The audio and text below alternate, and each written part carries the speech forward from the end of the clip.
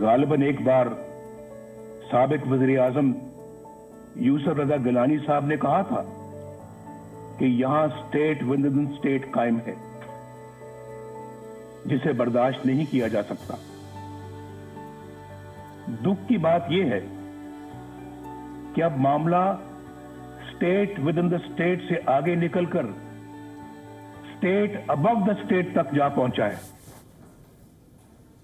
A state above the state. Without taking any names, Nawaz Sharif virtually indicted the Pakistan army for ruining his country. What he said is not new. It is no secret that army generals run Pakistan, but the fact that a former prime minister is saying it is quite significant. How did Nawaz Sharif, once an army puppet himself, turn into such an open critic of Pakistan's all-powerful military? We'll try to understand today. I'll start with the latest. Nawaz Sharif has banned his party members from meeting the Pakistan army. The announcement was made on Twitter. Let me quote from what he said. Recent events once again prove that some meetings are hidden behind 7 curtains and how some are advertised as to the wishes of some. This game needs to stop. In future, no member of our party will meet with representatives of the military and relevant agencies at individual party or personal level to remind them of their compliance, unquote. This is a leader in exile. Some very strong words coming from him. What is Nawaz Sharif talking about? The Pakistan Army's attempts to influence the opposition. Yesterday we told you how Imran Khan wants to make Gilgit-Baltistan Pakistan's 5th province. There are plenty of benefits for Islamabad and the Pakistan Army. It will give Imran Khan's PTI an edge in the upcoming election. It will give his government a strategic edge over India. It will provide more money to the army generals by legitimizing CPEC projects with China. The Pakistan Army wants to join this cause. It is clearing the road for a smooth passage of the Ascension Bill. Secret meetings are taking place at the army headquarters. Some opposition leaders have also fallen into this trap, like the governor of Sindh.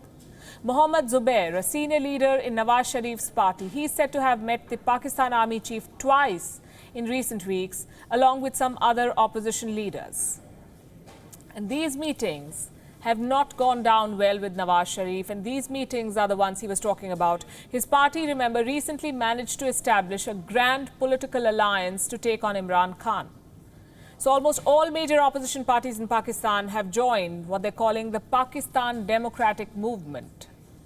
They plan to carry out a civil disobedience movement to dethrone Imran Khan. The protest will be launched next month. The PMLN, which is Nawaz Sharif's party, plans to continue this campaign at least till January next year. Lawyers, traders, farmers, students, journalists, everybody has been invited to join this movement. It promises to be bigger than the so-called Tsunami March, which Imran Khan had organized in 2014. It was a months-long movement that pushed him into national politics. He went on to become the Prime Minister in 2018 thanks to the Pakistan Army's support. Nawaz Sharif has something similar planned. The only difference is that he is taking on the army as well. He aspires to put an end to the Pakistan Army's control on the civilian government, or at least that's what he's suggesting. So he's openly criticizing army generals. And this is extremely ironic because Nawaz Sharif himself was a puppet in the hands of the Pakistan Army at one point in time. He has been Prime Minister thrice.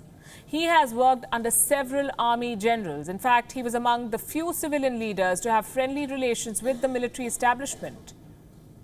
But that loyalty clearly took him nowhere. He ended up getting deposed by the army general in 1999, that was Pervez Musharraf. Nawaz Sharif was put on trial for corruption. He went into exile.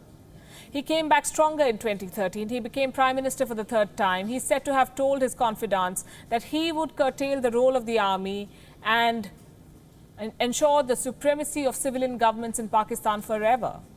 To add to that, the army saw Nawaz Sharif as pro-India.